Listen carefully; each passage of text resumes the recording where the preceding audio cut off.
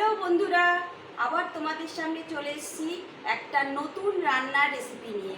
আজকে আমি বানাবো পনির বাহারি। তার জন্য কি লাগবে আগে একটু দেখে নিই। তার জন্য লাগবে পনির। এখানে আছে 200 গ্রাম পনির, আমি কিউব সাইজে কেটে নিয়েছি। এখানে আছে একটা ছোট্ট মিডিয়াম সাইজের পেঁয়াজ, আমি কুচি করে নিয়েছি।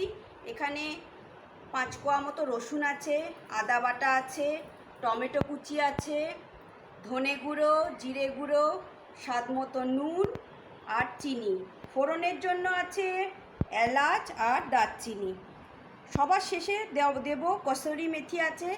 আর লাগবে এখানে 7 থেকে 8টা মতো কাজু আছে, আর আমি অল্প একটু পোস্ত নিয়েছি। আর লাগবে ঝালের জন্য কাঁচা লঙ্কা। তোমরা যদি ঝাল বেশি খাও লঙ্কার পরিমাণ বাড়াতে পারো, আমি 3টেই নিয়েছি। এখানে দুধ লাগবে, বাটার লাগবে, আর লাগবে দই। এটা কিন্তু টক দই না, এটা হলো মিষ্টি দই। এই রান্নাটার এটাই হলো একটা বিশেষত্ব, এটাতে টক দই পড়বে না, এটাতে পড়বে মিষ্টি দই। এবার চলো রান্নাঘরের দিকে যাওয়া যাক, আমরা রান্নাটা শুরু করি। দেখো আমি কড়াই বসিয়ে দিয়েছি, কড়াইয়ের মধ্যে সাদা তেল দিয়ে দিয়েছি অল্প করে। সাদা তেল গরমও হয়ে গেছে। এই সাদা তেলের মধ্যে দেব আমি অল্প করে 1 চামচ বাটার। বাটারটা গরম হয়ে গেল, এর মধ্যে আমি পনিরগুলো দিয়ে হালকা ফ্রাই করে ভেজে নেব। একদম অল্প ফ্রাই করব, না হলে পনির শক্ত হয়ে যাবে।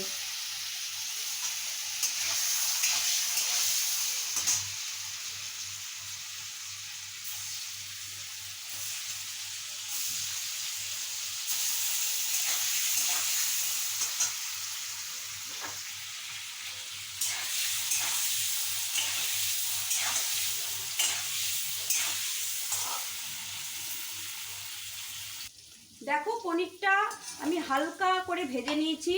এবার একটা বাটিতে পনিরটা ছেঁকে তুলে নেব।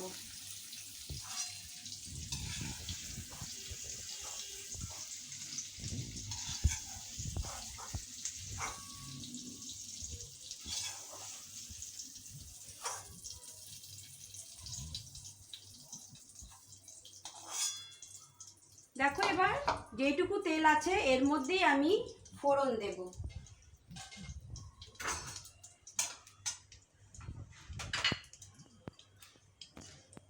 এলাচ দিলাম, দারচিনি দিলাম। ফোড়নটা যেই একটুখানি চড়বড় করে উঠবে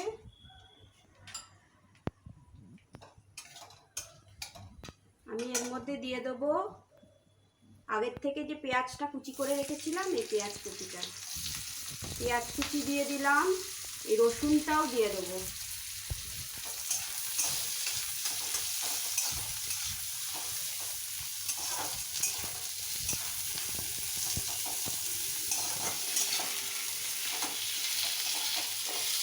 এটা হালকা ব্রাউন করে আমি একটু ভেজে নেব।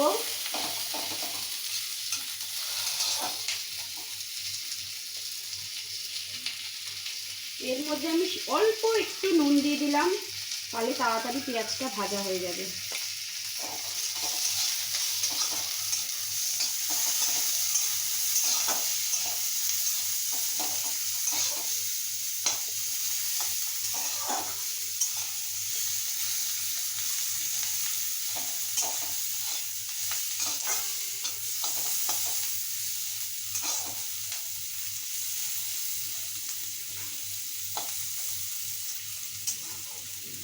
দেখো পেঁয়াজটা অনেকটাই ভাজা হয়ে গেছে।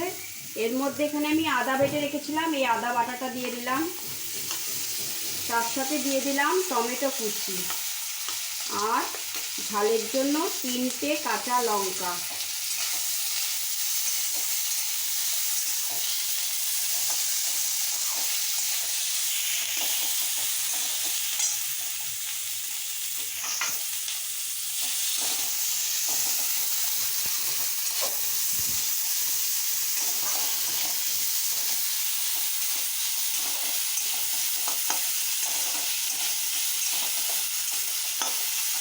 এর মধ্যে এবার আমি দিয়ে দেবো এই কাজু বাদামগুলো, যাতে কাজু বাদামটাও একটু ফ্রাই হয়ে যায়।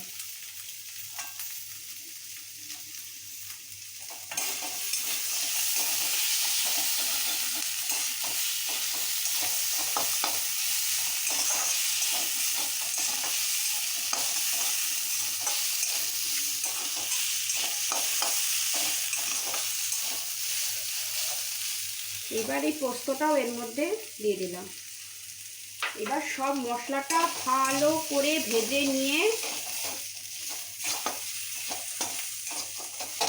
আমাদের একটা স্মুথ পেস্ট বানাতে হবে। এটা ভালো করে ভাজা হয়ে গেলে আমরা এটাকে ঠান্ডা করে নিয়ে একটা স্মুথ পেস্ট বানিয়ে তারপর তোমাদের সামনে আসছি। এই দেখো, আমি একটা স্মুথ পেস্ট বানিয়ে নিয়েছি। এই স্মুথ পেস্টটা আমি এবার তেলের মধ্যে দিয়ে দেবো। এই দেখো, আমি একটু পনির ভাজতে ভাজতে পনির ভাজার তেল অল্প করে তুলে রেখেছিলাম, সেই তেলটাই আমি আবার কড়াইতে দিয়ে দিয়েছি। এবার আমি ওই পেস্টটা একটা বাটিতে ঢেলে নিয়েছি। এবার এই পেস্টটা এই তেলের মধ্যে দিয়ে দেবো।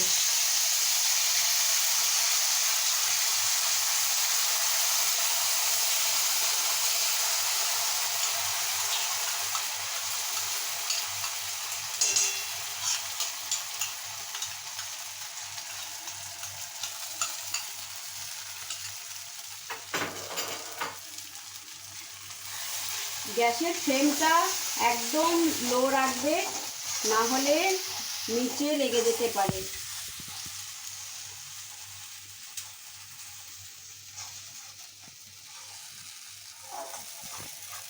কারণ এর মধ্যে কাজু আছে, কাজু থাকার জন্য নিচটা ধরে যেতে পারে। আস্তে আস্তে গ্যাসের ফ্লেমটা কমিয়ে কষাতে হবে। এর মধ্যে এবার আমি দিয়ে দেবো জিরের গুঁড়ো, ধনের গুঁড়ো। ধনে দিয়ে দিলাম আর জিরেটাও দিয়ে দিলাম। এই রান্নাটায় হলুদ পড়বে না, কারণ একটু সাদা সাদা দেখতে হবে।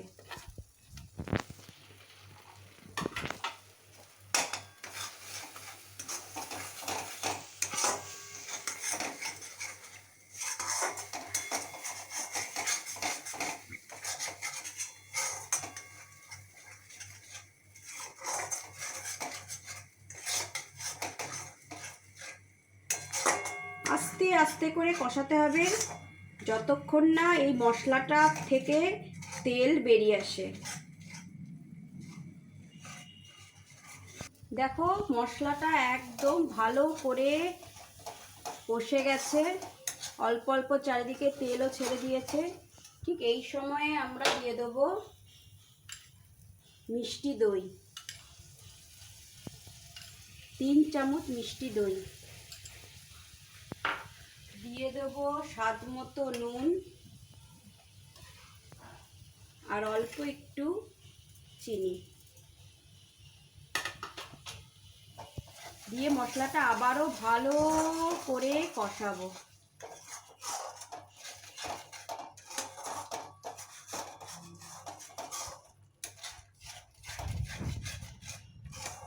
দই দেওয়ার পর দেখো মশলাটা আবারও ভালো মতো আমরা কষিয়ে নিয়েছি। এইবার দিয়ে দেবো আগের থেকে ভেজে রাখা পনিরগুলো।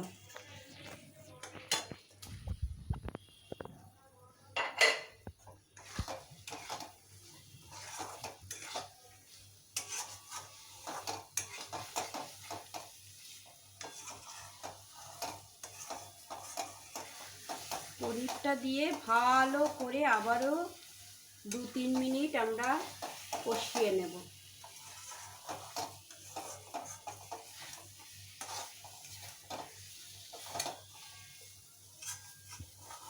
দেখো, কড়াইটার তলাটা একটু লাগা লাগা মতো হয়ে গেছে, তেলটাও ছেড়ে দিয়েছে, বোঝা যাচ্ছে চারিদিক দিয়ে।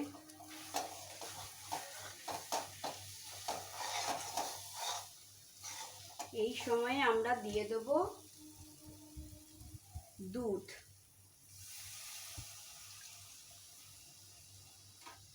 তার সাথে দেব অল্প একটু জল।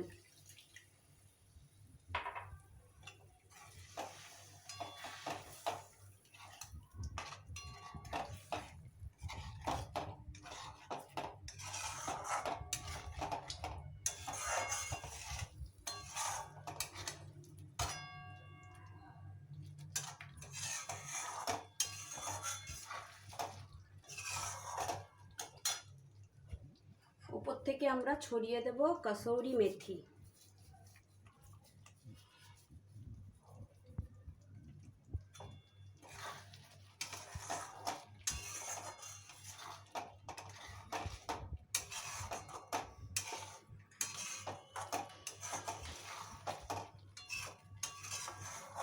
এটা 2-3 মিনিটের মতো ফুটতে দেব, তাহলেই আমাদের তৈরি পনির বাহারি।